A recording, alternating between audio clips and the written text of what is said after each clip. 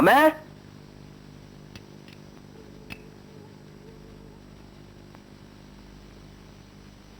ദാ പ്രസാദം. അമ്മ പറഞ്ഞതുപോലെ പുഷ്പാഞ്ജലി കഴിപ്പിച്ചു. എന്റെ മോനെ, നിന്നെ ഇങ്ങനെയൊന്ന് കാണാൻ അമ്മ എത്ര കാലമായി കൊതിക്കുന്നു. അമ്മയെ ഞാൻ ഒത്തിരി വിഷമിപ്പിച്ചല്ലേ, അതൊക്കെ മറന്നേക്ക്. അമ്മ ഇനി ഒരു വര വരച്ചേ, അതിനപ്പുറം ഞാൻ ഇനി കിടക്കില്ല. പോടാ, വരയൊന്നും വരയ്ക്കുന്നില്ല. നീ കല്യാണമൊക്കെ കഴിച്ച് സന്തോഷമായിട്ട് ജീവിക്കുന്ന കണ്ടാ മതി എനിക്ക്. ചേട്ടാ, പ്രസാദം. വേണ്ട അനു, രാധികയുടെ വിവാഹം നിശ്ചയിച്ചു. അതിന് ഗോവിന്ദപിള്ള ഇവിടെ വന്നില്ലല്ലോ. വന്നു, പയ്യനെ കണ്ടു, വിവാഹം ഉറപ്പിക്കുകയും ചെയ്തു. പക്ഷെ ഇവനല്ല വരൻ. ചേട്ടാ, ഗോവിന്ദപിള്ളയുടെ മകൾ രാധികയെ അറക്കൽ ശങ്കരൻ നായരുടെ അനന്തരവൻ ശ്രീധരൻ 7-ാം തീയതി കാലത്ത് 9 മണിക്ക് ക്ഷേത്രത്തിൽ വെച്ച് കല്യാണം കഴിക്കുന്നു. അതിനുള്ള ക്ഷണക്കത്തായത്.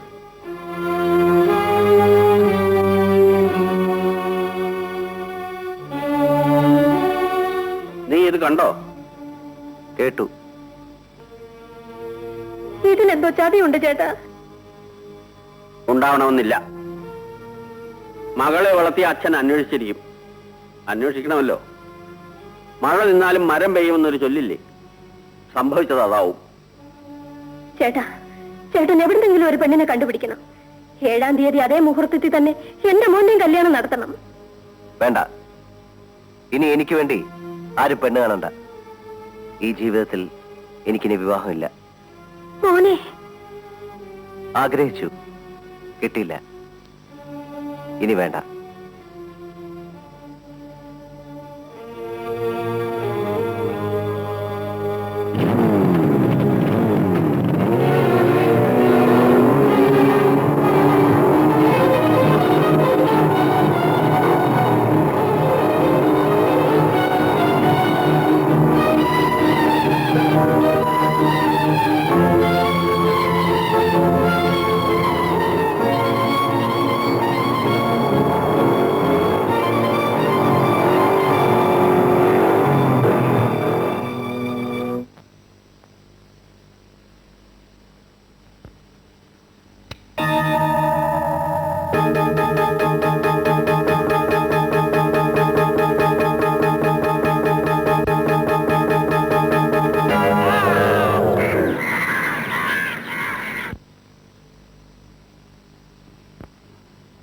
മെടുക്കൻ മെടുക്കൻ.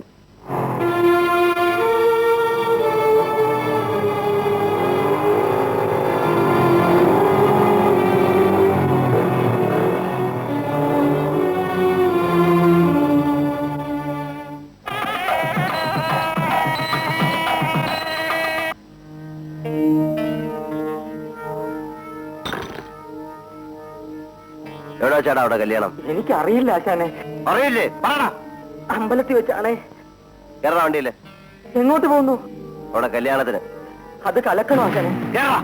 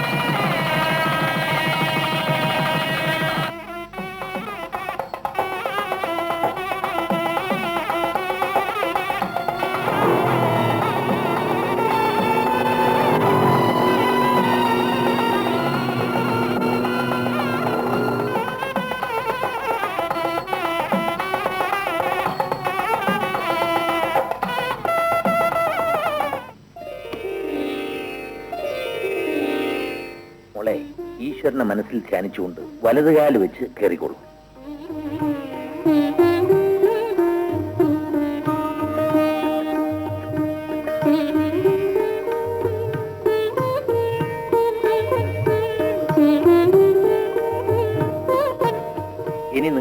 സന്തോഷമായി ഇവിടെ ഒരു കുടുംബജീവിതം ആരംഭിക്കൂ.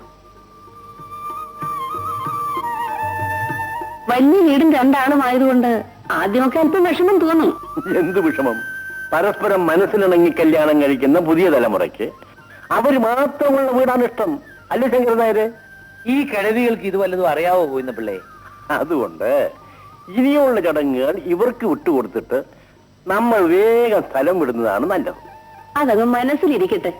ഏതായാലും പാല് കാച്ചി കുടിച്ചിട്ട് ഞങ്ങൾ പോകുന്നുള്ളൂ. വാ മോളെ.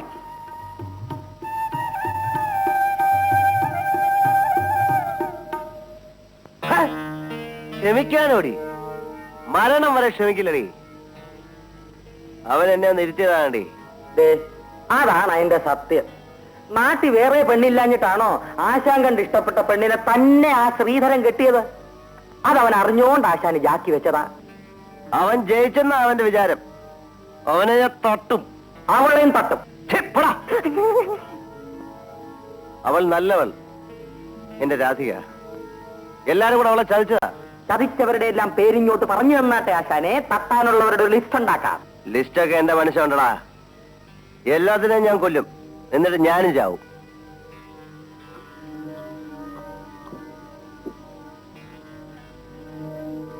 എടീ, എനിക്കിനിയും കുടിക്കണം. ഒഴിക്കടേ. അയ്യോ, ഇനി കുടിക്കണ്ട. ഒഴി.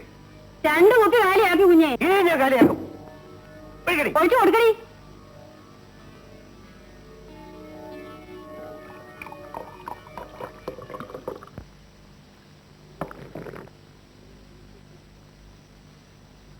ഈ കാച്ചിയ മോരിൽ എന്താ ചെയ്തു വെച്ചിരിക്കുന്നത്?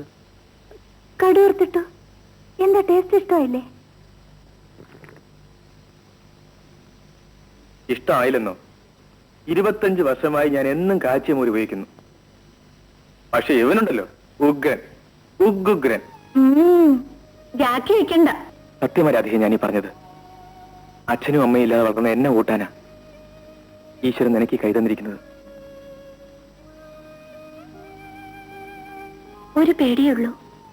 പറഞ്ഞു തരാൻ ആരുമില്ല. താളപ്പിഴകൾ എന്തെങ്കിലും ഉണ്ടായാൽ പരസ്പരം ക്ഷമിക്കണം, മറക്കണം. അത് അങ്ങോട്ട്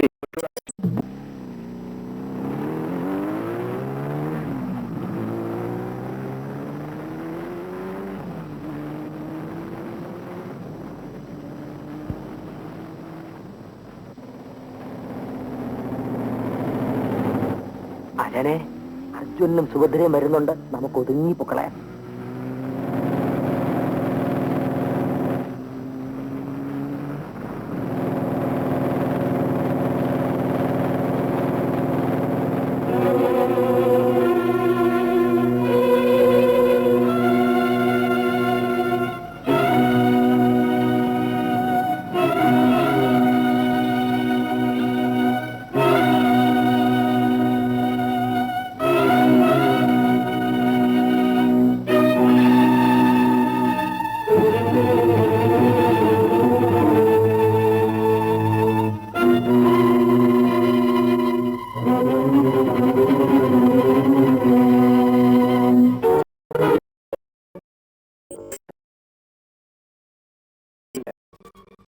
പങ്കെടുക്കാൻ സാധിച്ചില്ല. അഭിനന്ദനം അല്പം വൈകിയാലും ആവാലോ. അതെ, വിഷ് യു എ. എങ്ങനെയുണ്ട് ആശാനെ? കലകി. ഏത് നാറിയാലും അറിഞ്ഞോടെ നിനക്ക് ഉത്തമെന്ന് പേരിട്ട്. എന്നാലും എന്റെ പെങ്ങളെ, എന്റെ ആശാനോട് ഇത് വേണ്ട.